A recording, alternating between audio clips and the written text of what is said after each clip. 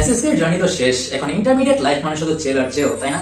না, যারা এরকম চিল মার্কা চিন্তা ভাবনা মাথায় রাখতেছো সেটাকে এখনই কেউ করে দাও। বিকজ লাইফের সবচাইতে কমপ্লেক্স এবং সবচাইতে সেন্সিটিভ পার্টগুলোর মধ্যে একটা হইতেছে কলেজ টাইমলাইন। কলেজে ওঠার কয়েক মাস পর যখন এক এক করে পরীক্ষাগুলোতে ডাব্বা মারবা, তখন আসলে বুঝতে পারবা ইন্টারমিডিয়েটের ধাক্কাটা কতটা ইন্টেন্স এবং সিলেবাস যে আসলে কতটা বড়।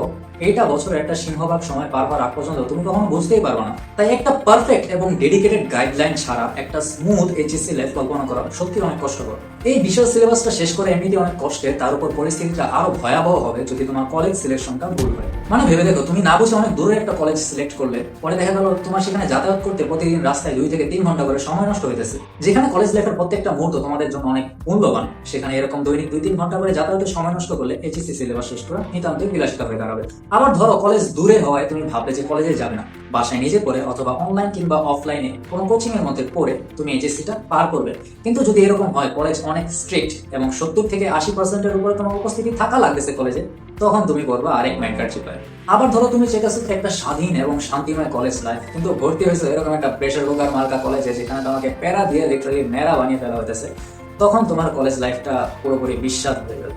আর শুরুর দিকে একটু খরচের হিসাবটা মিলিয়ে না গেলে পরবর্তীতে দেখা গেছে তোমার ফ্যামিলির উপরও ভালো একটা প্রেশার পড়তে পারে। তাই তোমার উচিত একাডেমিক স্বাধীনতা, যাতায়াতের সুবিধা, বাজেট, ক্যাম্পাস টাইপ এবং পড়ালেখার মান ইত্যাদি বিষয়ের উপর ভিত্তি করে একটা পারফেক্ট কলেজ নিজের জন্য চুজ করা, কিংবা কলেজ চয়েস লিস্টের মধ্যে ওই কলেজগুলোকে উপরের দিকে প্রাধান্য দেওয়া। আচ্ছা, কেমন হয় কেউ যদি তোমার জন্য ঢাকার মধ্যে থাকা 32টি কলেজকে নিয়ে আলাদাভাবে মাথা ঘামিয়ে তোমার চাহিদা কিংবা টাইপ অনুযায়ী কলেজগুলোকে কয়েকটি ক্যাটাগরিতে ভাগ করে সবকিছু সুন্দরভাবে সাজিয়ে গুছিয়ে দেয়? তো and then guess what?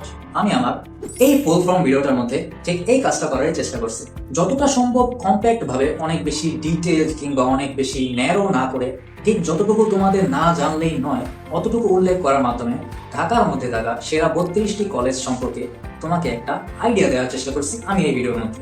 So এই ভিডিওটা মূলত তাদের জন্য যারা মাত্র এসএসসি শেষ করে কলেজ চয়েসের জন্য অপেক্ষা করতেছে, এখনো কলেজ চয়েস দেওয়া নাই এবং কলেজ নিয়ে তোমরা কনফিউজ যে আমাদের কোন ধরনের কলেজগুলোকে উপরের দিকে দেওয়া উচিত। যারা নিজেদের পড়ালেখার টাইপ এবং সামনে কাঙ্ক্ষিত কলেজ লাইফের বাইককে মাথায় রেখে নিজেদের জন্য মোস্ট সুইটেবল কলেজগুলোকে নিজের কলেজ চয়েস লিস্টের উপরের দিকে প্রাধান্য দিয়ে রাখতে চাও, আর যারা ভিড়ের মধ্যকার অধিকাংশ স্টুডেন্টের মতো ইন্টারমিডিয়েটের পড়ালেখার কমপ্লেক্সিটি আর সিলেবাসের জাম্পকে আন্ডারএস্টিমেট না করে কিছু স্মার্ট ডিসিশন নেওয়ার মাধ্যমে বড় বড় পরিবর্তনগুলোর সাথে যতটা সম্ভব খাপ খাইয়ে নিয়ে একটা স্মুথ কলেজ লাইফ প্ল্যান করতে চাও, তাদের জন্য এই ভিডিওটা খুব ইনফরমেটিভ হতে চলেছে।